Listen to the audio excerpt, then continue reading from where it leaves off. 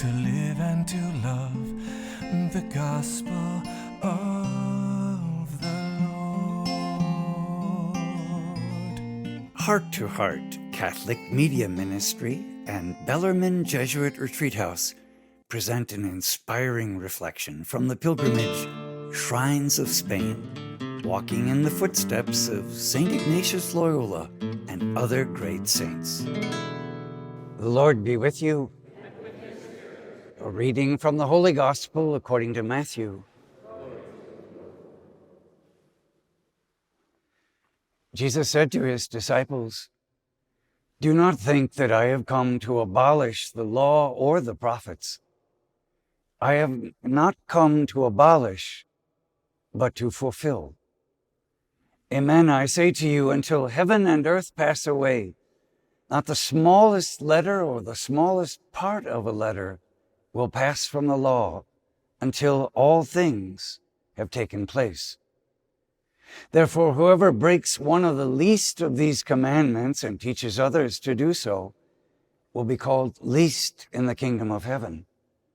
But whoever obeys and teaches these commandments will be called greatest in the kingdom of heaven." The Gospel of the Lord.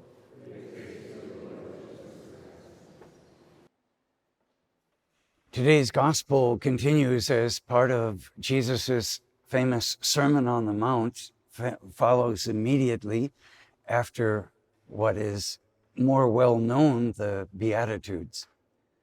Throughout his career, Jesus is continuously confronted by the scribes and the Pharisees who see him as a lawbreaker because he's not fulfilling the dots, the jots, and the tittles. He's not observing the Sabbath. He's healing on the Sabbath. His disciples are eating grain on the Sabbath. He's not following all of the details of the customary ablutions. Jesus responds to those criticisms in the words of today's gospel, saying that I haven't come to break, but I've come to bring the law to fulfillment. Jesus is seen, in the way that Matthew depicts him, he goes up on the mountain, and there he gives this Sermon on the Mount. Just as Moses went up on the mountain and brought down the commandments to the Lord, so Jesus goes up on the mountain and he speaks to the people.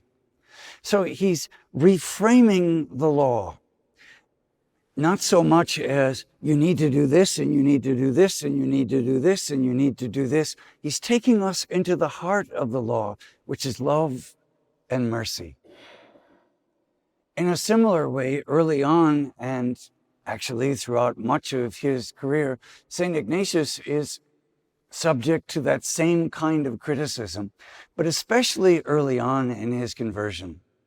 Here we are in Alcala, where St. Ignatius lived for the better part of a year and a half. He supported himself, as we just saw, working and caring for the sick and working as a cook, and also begging for alms, not only for himself, but for monies that he would distribute to the poor in this area. It's in this city where the famous university is that Ignatius would attend classes, not being formally enrolled, but auditing the classes. Today, you can audit classes at a university for much less money than you pay if you want to get credit. So Ignatius, in a similar way, could sit in on the classes without paying the formal tuition because I'm sure he couldn't afford it. I really didn't recognize the full impact of St. Ignatius's hospital ministry until we were visiting these sites today. Part of our Jesuit training is that it's mandatory when we enter the novitiate to spend time in what we call, St. Ignatius had what he called a series of experiments. They would be apostolic endeavors where you would test your vocation by working in various kinds of ministries.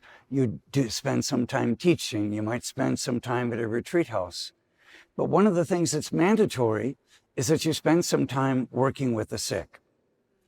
And that comes right out of St. Ignatius's experience of ministering to the sick. It helps us recognize our own vulnerability, our own frailty. You know, when we're healthy and we're strong and we have all the money that we need, we can fall into the sin of pride and thinking we got it together and let's just help all these other poor dolts that don't have it together like us.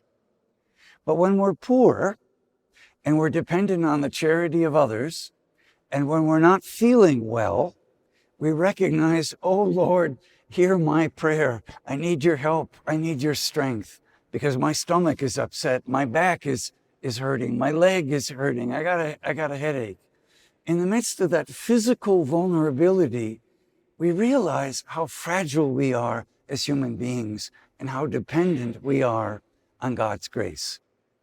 So St. Ignatius said, minister to the sick, not only for your helping them, but what they can teach you about your own vulnerability and your own need.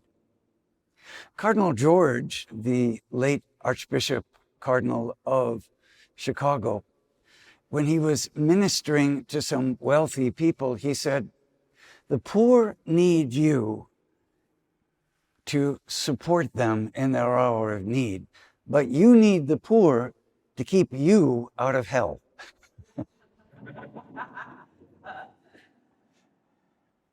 Again, St. Ignatius was acutely aware of the sin of pride. He struggled with that his entire life because up until the age of 30, he was so vain. He was proud of his fingernails. He was proud of his long hair. He was proud of his svelte figure. And he was always very cautious of wanting to fall into that. It was here in Alcala that over a month he was thrown into jail by the Spanish Inquisition. Why? Because he was preaching without a theological degree.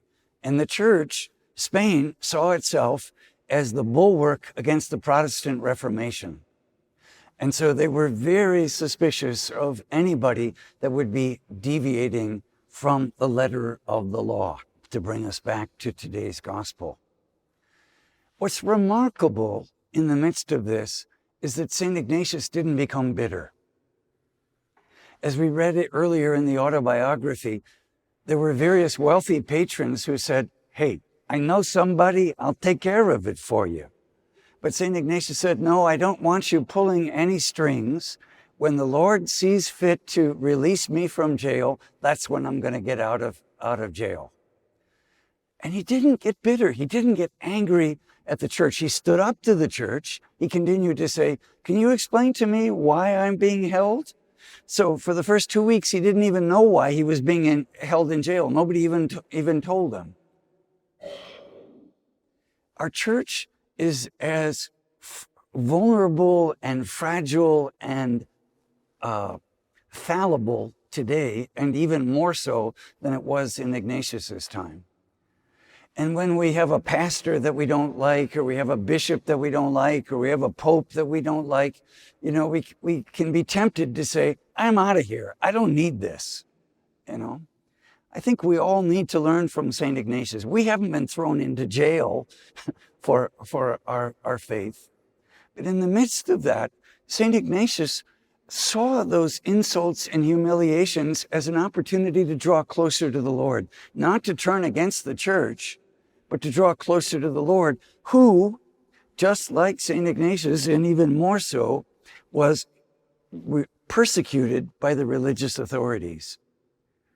And of course, it was Jesus himself who was crucified by order of the religious authorities.